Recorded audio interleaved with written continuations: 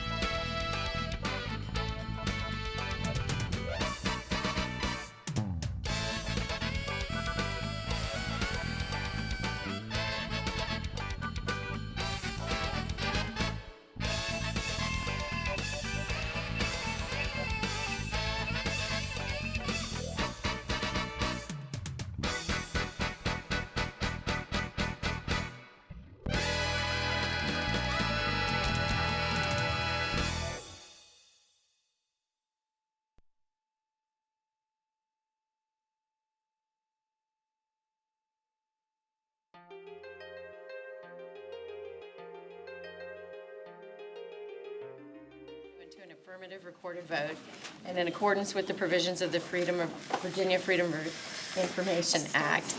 And whereas Section 2.2, 3712 of the Code of Virginia requires a certification by this development authority that such closed meeting was conducted in conformity with Virginia law.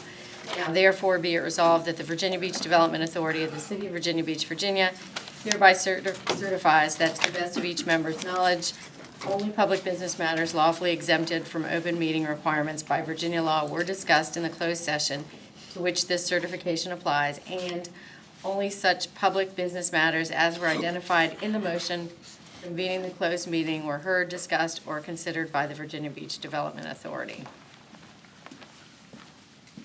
So moved. Second. We've got a motion and a second and a voice vote. Vicki? David Byrne, Yay. William Brown, Aye. William Brunke, Yes. Taylor Franklin, Yes. Lisa Murphy, Yes. Mike Standing, Yes. Joe Strange, Yes. Victor Weisenseal, Yes. Scott Murphy. Yes. All right, we're now reconvened in open session.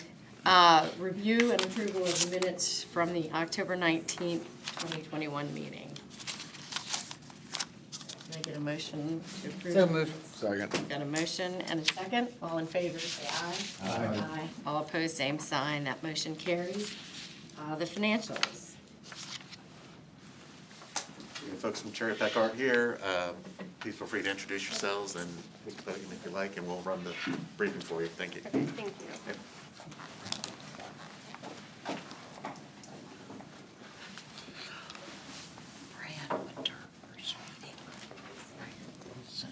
Well, good morning. Good morning. Thank Morning. you for having us here today. My name is Laura Harden. I'm an audit director with Cherry Beckert. I also have here with me today Logan Booth, who is the audit manager who's on the engagement. I'm pleased to be here this morning to present to you the results of the fiscal year 2021 audit of the Virginia Beach Development Authority. So we did perform an audit of the authority's fiscal year 2021 financial statements. And in addition to the audit of the financial statements, we also perform an audit in accordance with government auditing standards, looking at the compliance with laws and regulations, as well as the authority's compliance with the Auditor of Public Accounts specifications for authorities, boards, and commissions. So we started our audit in October of 2021, and our plan is to issue the financial statements this week, with the hope of that being today. We are anticipating that, we are issuing an unmodified opinion on the financials, which is the best opinion that you can get on your financials. We did not note any material weaknesses in internal control as a result of our audit. However, if we did identify any, we would be required to report those to you. We did identify one significant deficiency in internal control, which is described as item 2021-001 in the schedule of findings and responses. Those government auditing standards and the specifications by the APA, we did not note any kind of non-compliance as a result of the procedures that we performed during the audit.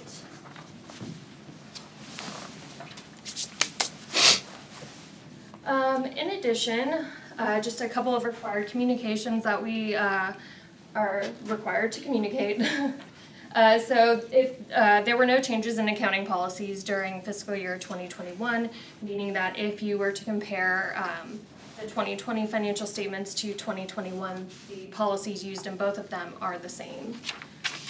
There are a few numbers in the financial statements that are considered to be significant estimates, meaning that those numbers are subject to change based on the underlying assumptions that go into those.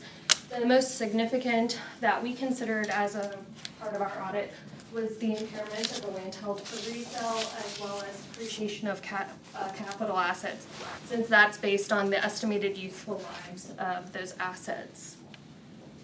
We didn't have any uncorrected misstatements, but we did have one material or significant audit adjustment as a result of our audit procedures.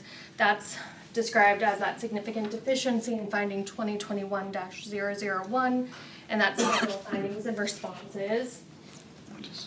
We didn't have any kind of disagreements with management as a result of our audit. We also had no difficulties performing our audit. We're not aware that the authority consulted with any other accountants.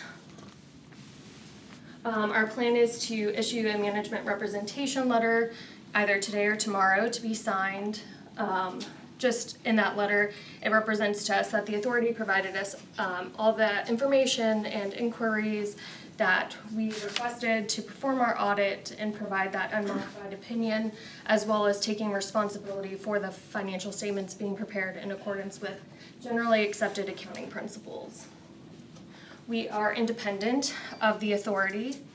In addition, in the financial statements, there is a section called Management's Discussion and Analysis. That's a section where we do not provide an opinion. However, we do look and read through the information and make sure that the data that's presented in there agrees back to the financial statements. So just a couple future accounting and reporting changes.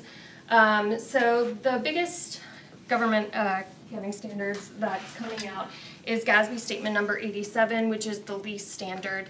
And in that standard, what it's going to do is basically take anything that was previously reported as an operating lease and we'll bring that onto the financial statements as what we've typically known if you're in the FASB world as a capital lease. So you'll see an asset and a corresponding liability on the financial statements rather than just having that expensed throughout the year. GASB statement number 89, that's accounting for interest costs. That just previously you were allowed to capitalize interest. This standard is a prospective standard, so in the future, when that standard gets implemented, interest expense or interest costs just get expensed rather than being included in construction in progress. Here's a few others. I won't go into too much detail since I don't anticipate too much impact on the statements. There is one for conduit debt obligation, so if there is any kind of conduit debt, it's going to be just increasing some disclosures around those. And then those are probably not going to be applicable, but there is one for public-private and public-public partnership and availability payment arrangements and subscription-based information technology arrangements that will have some increased reporting as well in fiscal year 2023 if we were to enter into any of those types of agreements. I would like to thank everyone that helped us during the audit and made it go so smoothly. That's all I have, but I'd be happy to answer any questions that you might have. What is the material deficiency you found? Yes, so the significant deficiency, Logan, do you want to go into a little bit? Sure. So there was a, and Go up to the podium.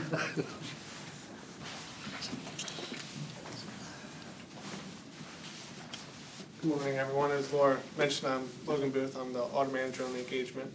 So the significant deficiency, as a result of our procedures, one of those procedures being the review of the board minutes, we identified a transaction between the city, the Development Authority, and the Virginia Beach CDC, whereby council appropriated some funds to be administered ultimately through to the Virginia Beach CDC, but they were to be paid to the Development Authority and then granted as a loan to the Virginia Beach CDC. So in the accounting for that, originally the Virginia Beach Development Authority was not showing a loan receivable from the Virginia Beach CDC, so they were ultimately just showing the funds as being paid through to the VBCDC. So as a result of our procedures, we ultimately had to record a receivable from the CDC and then a related payable back to the city, because ultimately, once that loan is paid back to the Development Authority from the Virginia Beach Community Development Corporation, it will then be paid back to the city. So I know that was kind of confusing. It was kind of a convoluted transaction. So I'd be happy to answer any. So it just further questions. wasn't correctly reflected on the books, and obviously Yeah. we haven't had an accountant full-time. Correct. Yeah, and that, for a while that's now. really what we were attributing it to. The funds and the money were properly accounted for. It was really just a gross up for the receivable and the related payable of the funds. And I think Alex has a comment. And I would note that the loan was, there's a promissory note, there's a loan agreement, and there's a recorded deed of trust, so your interest is protected, it was just an accounting glitch. Yeah. Yeah, so there's a $0 net impact to the authority's net position. It's just, grossing up those assets and liabilities to reflect the whole transaction. And we would just mention, as you all know, we spent about 9 months actively recruiting an accountant. And I would just say that the authority and the city are subject to the same labor shortage that everyone in the market has been working through. But we are delighted to know that someone's been hired and is scheduled to start this week. And so we do anticipate this is a gap that we will be closing right away. All right, any other questions for our auditors? Thank you very much, we appreciate your time. Thank you so much. All right, the next item is a briefing on the future of Oceana. And it's future-based design is the program. And morning, Madam Chair, members of the authority. I'd like to introduce Johnny Lauterbach. They are planning liaison for NAS Oceana. So in April of this year, Captain Hewitt, who has now been relieved of that duty and taken over Captain Holmes, is now the commanding officer. And actually, Captain Hewitt went on to still be involved in the program. He's actually Admiral Rock's chief of staff at a civilian level at the Mid-Atlantic Regional Command. And when we briefed you in April, we talked primarily about what future-based design is meant to be. And what it's meant to be is basically, first of all, have the installation and Navy Region Mid-Atlantic identify underutilized properties, which they did through kind of a consulting group known as the Counselors of Real Estate, and we briefed you primarily on their findings of what those pieces of real estate were. A lot of you were consulted, as well as members of the business and residential community, do that process. And what we're talking about now, that's been worked through over the last 6 or 7 months, is the main tool to make that happen, and it's known as an Intergovernmental Support Agreement, IGSA for short.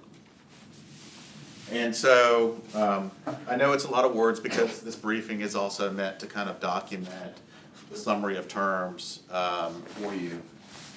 The gist of it is, and where through negotiations over the last 7 months we've landed, is essentially from the Navy standpoint, they again have identified that real estate, which is basically in 6 pockets in and around NAS Oceana, which I'll go over next in terms of what the properties are.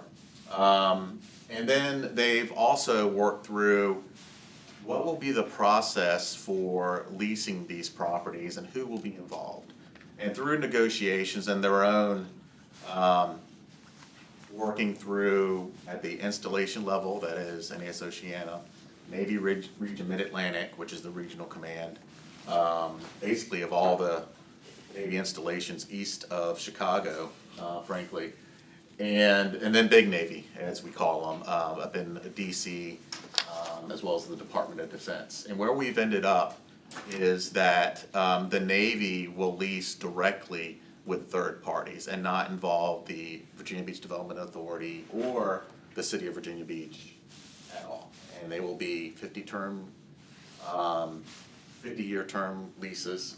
And basically what they are looking to gain from that is either rental income or in-kind services provided through the tenants that the tenants procure on their behalf.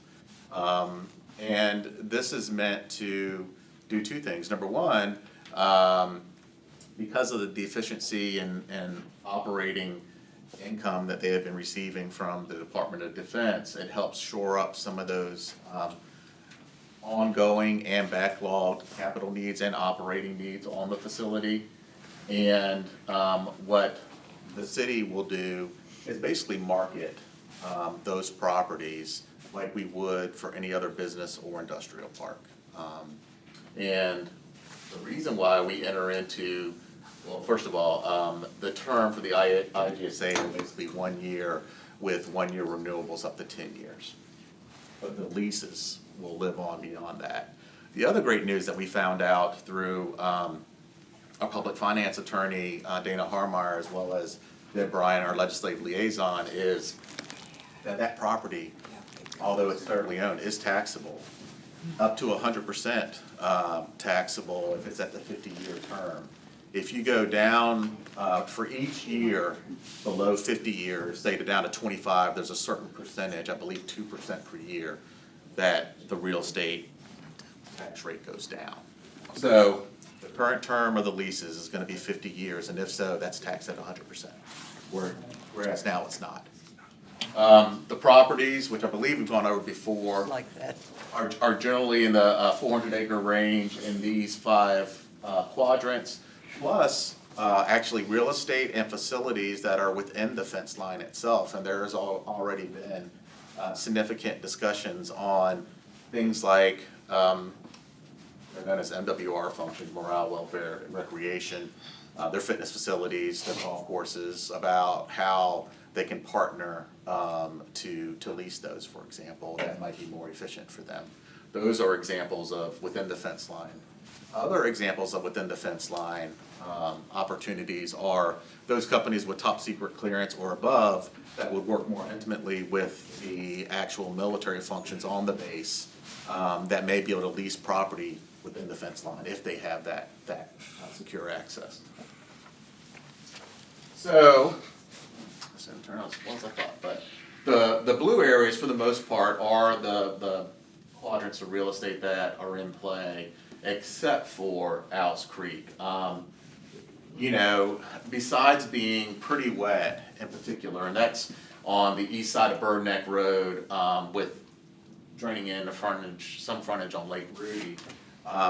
Through that Councilors of Real Estate report, I mentioned that members of the residential community were interviewed, which includes the CTAC community. I think we were just very cognizant to not bring in any more light industrial uses into that particular space that surrounds a lot of the residential, established residential communities that are here off Owls Creek Lane, and then some of the infill residential development that have occurred on the east side of Bird Neck Road.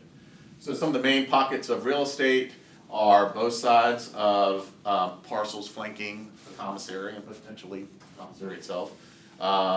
This agricultural property on the northwest quadrant of Harper's Road and Oceana Boulevard, what's known as old housing, property along the northwest side of Harper's Road. This entire quadrant along London Bridge Road, by the kind of the elbow of 2 of the runways.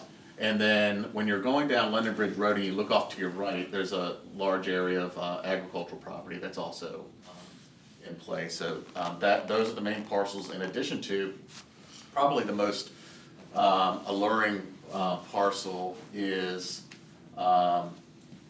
this 100+ acres on the east side of Oceana Boulevard that has the least amount of restrictions. What is known as the horse stable properties are also in play as well.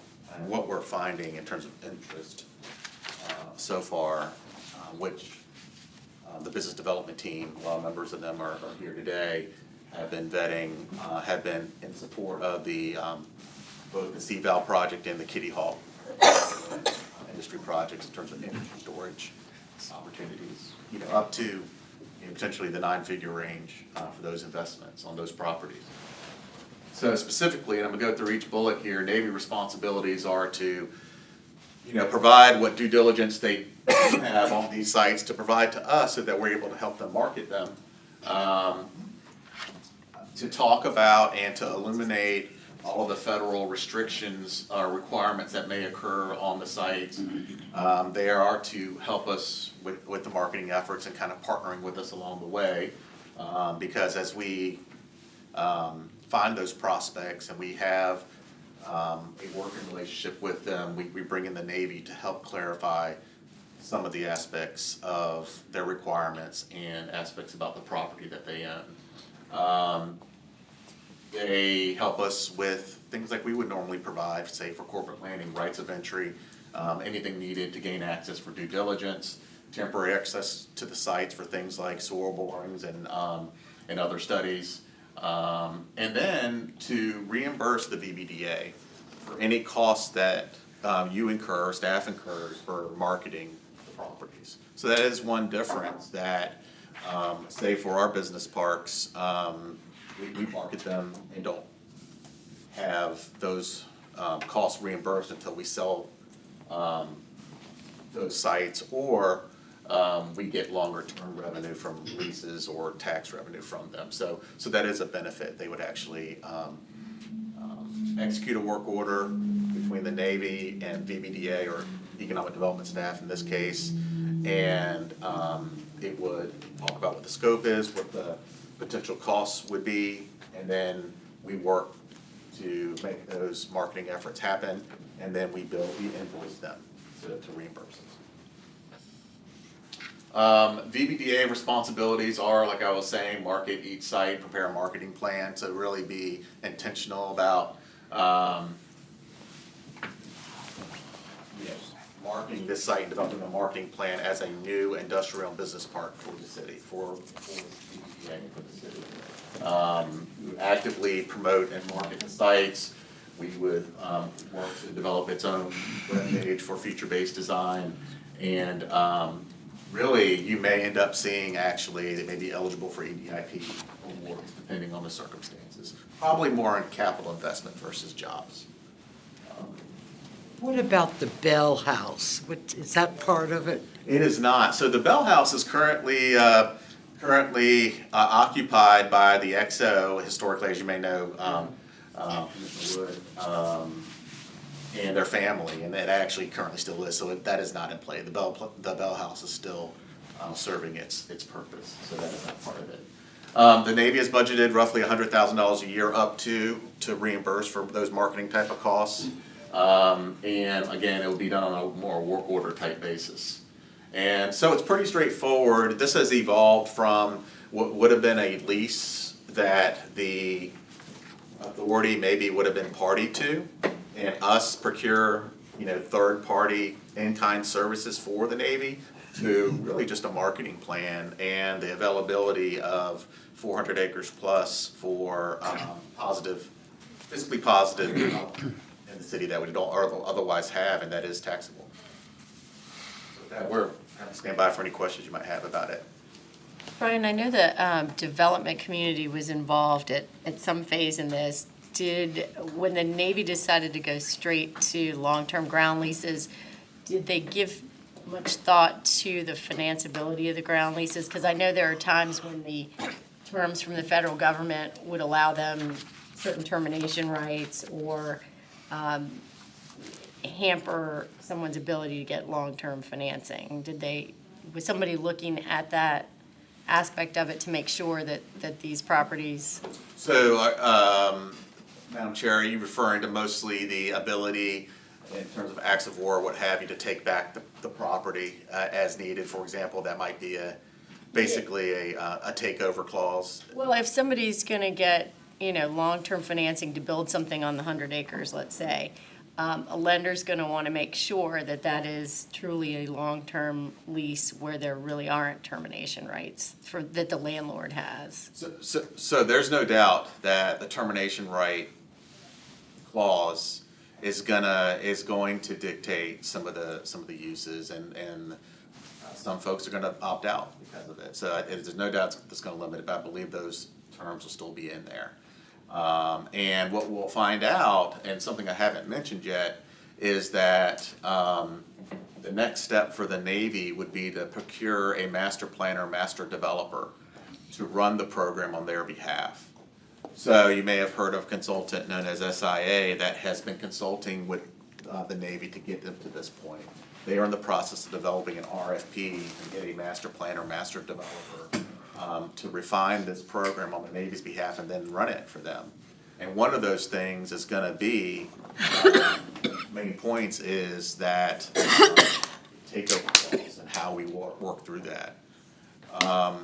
So far, some of the offshore wind industry folks that are interested, and these are up to 9-figure investments for energy storage, they are still interested. They're interested in, they've actually submitted letters of intent that the Navy's not able to act on right now, but they're very interested. I wouldn't say regardless of the takeover clause, but they're aware of the takeover clause. So we're gonna have to work through those on a prospect basis. So the next step would be for you to consider a resolution to authorize the chair to sign this intergovernmental support agreement, which would then green light the next step for the Navy to go ahead and get a master planner, master developer on board, and then we would, staff here, work with them with that master planner, master developer on that process, and then get into the marketing of the site. So. Do we anticipate that this would require additional resources? So would economic development need to hire somebody to specifically work this program and to market these sites, or how?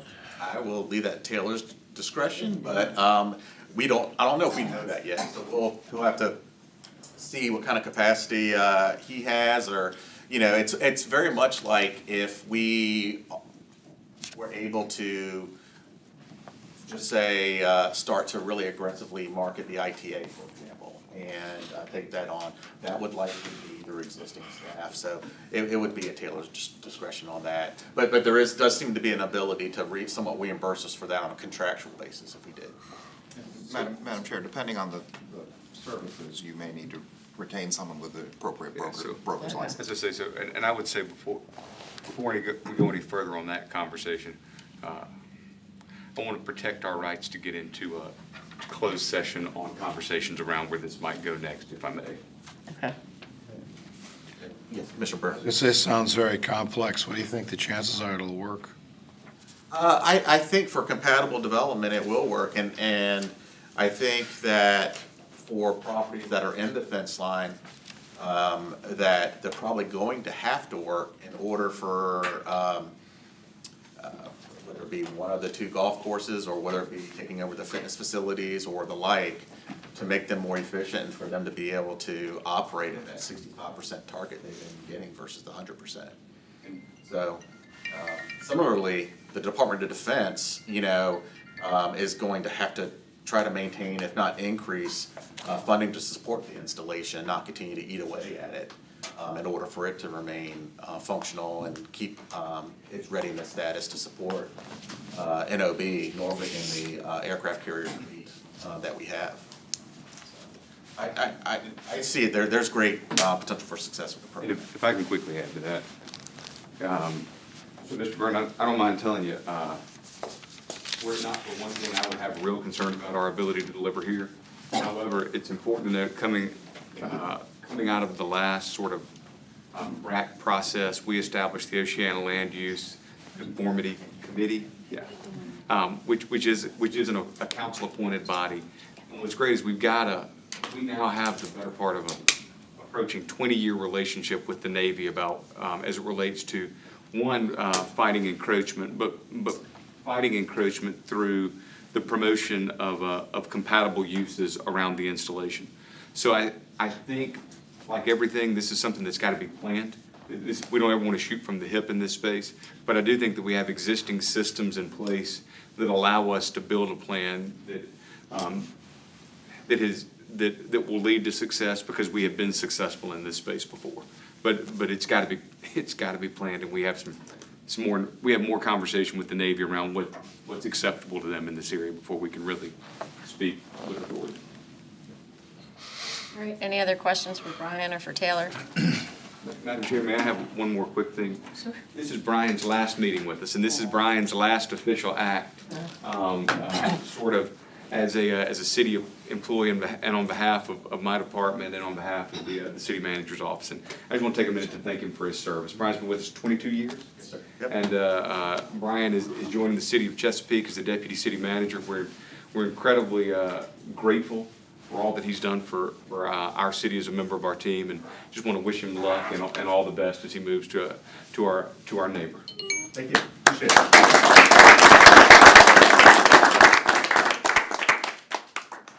Thank you, Brian. We appreciate you too. All right, do we have to take a vote on that now, Taylor? Yes, ma'am. We would, and we would just say that many of you would have seen, and the public would have seen, a presentation that was made to City Council last Tuesday. The City Council, that item is scheduled for a potential vote in front of City Council today. We would. We're onto the dome site, not the item that Brian briefed. Yeah, We what- don't need we don't need. Oh, I'm sorry. I'm talking about the No, ma'am. intergovernmental support agreement, so we, No, ma'am. We'll bring that back. okay, so we don't need to vote on this. It'll be a resolution at your December meeting or your next meeting. I will be putting this briefing I just gave you in the city council's package along with the memo for the city manager, so they're aware of what's going on, even though they don't require any action. Okay, all right, thank you. Sorry, I just wanted to make sure we were set if we needed to take a vote on that. All right, next item is the dome site. Yeah, apologies for that, Madam Chair, thank you. And then I would just say, we made a presentation to City Council last week. Many of you and the public would have seen those that haven't. That presentation is available. For those members of the public that have not seen it, that presentation is available on the city's website. And we anticipate that the City Council will take that item up for a vote today. And we would ask that the authority vote to both approve and support that particular item by City Council this afternoon.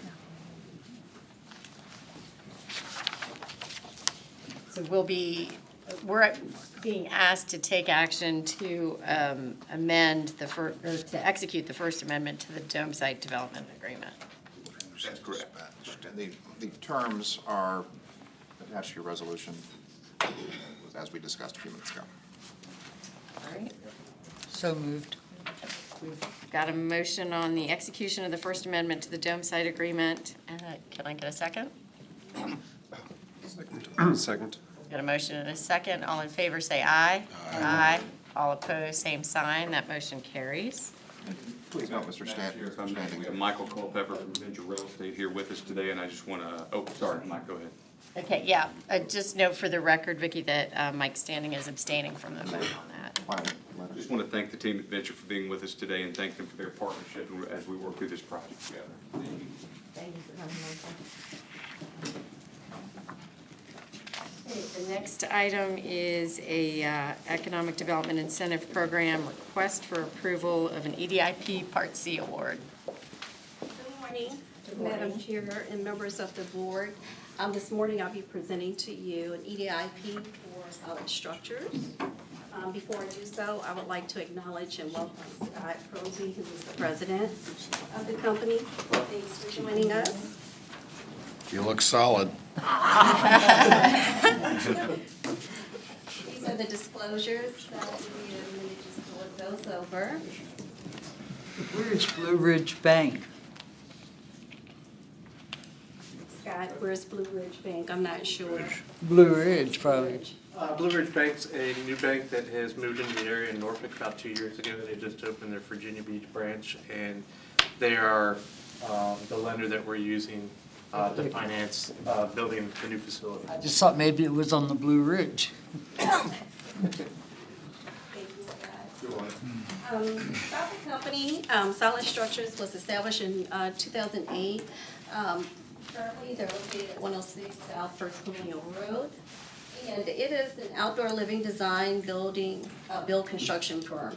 And they offer services such as fiberglass pools, outdoor kitchens, fences, lighting, fire features, hardscapes, so on and so forth. You can see listed here.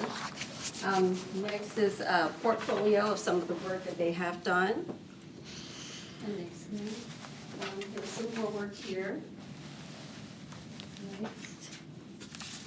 Again, they're located at 106 South First Colonial Road. They will be relocating, moving to 1252 Jensen Drive. You see the yellow stars. This is a layout of the rendering that is to be built on that land. In summary, this is a land purchase. It is, again, located 1252 Jensen Drive. It's 2.70 acres. It is APC 1, has been Navy approved. The type of facility and use for this is office, warehouse, and storage. Anticipated completion is August of 2022. Capital investment for this project is $1.2 million for real estate, furniture, and fixtures. And equipment is $75,000, machinery and tools $150,000, that comprise of $1.425.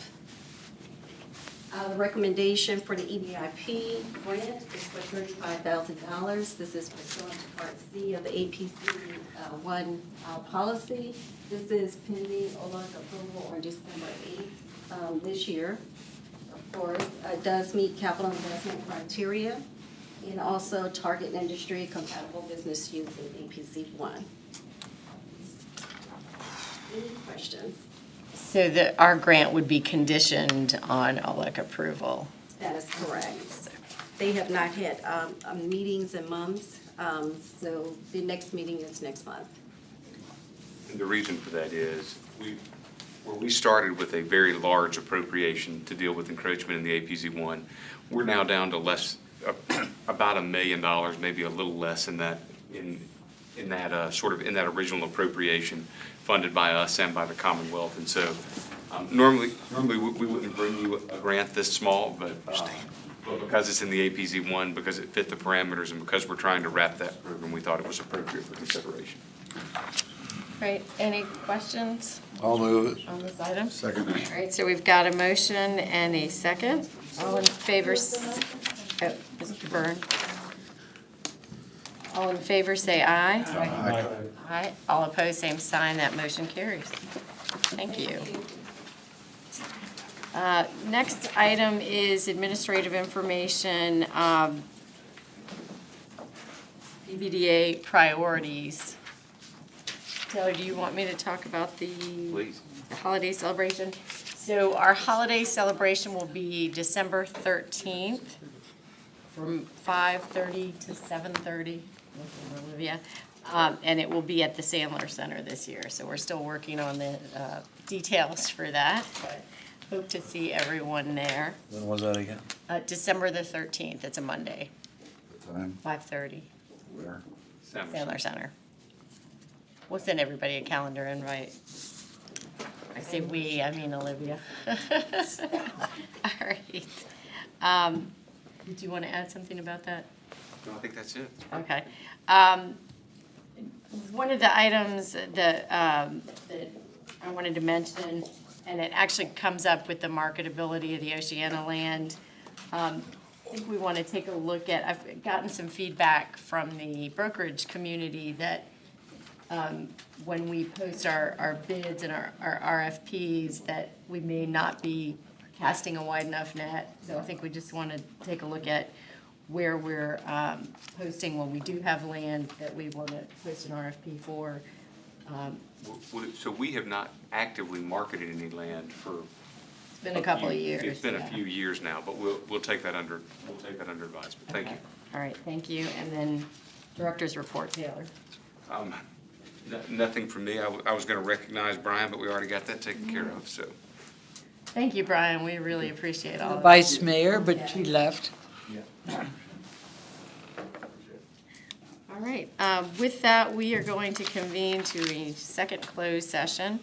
The chair will entertain a motion to recess into a closed session pursuant to the exemptions from open meetings allowed by Section 2.2-3711A Code of Virginia as amended for the following purposes. Contracts.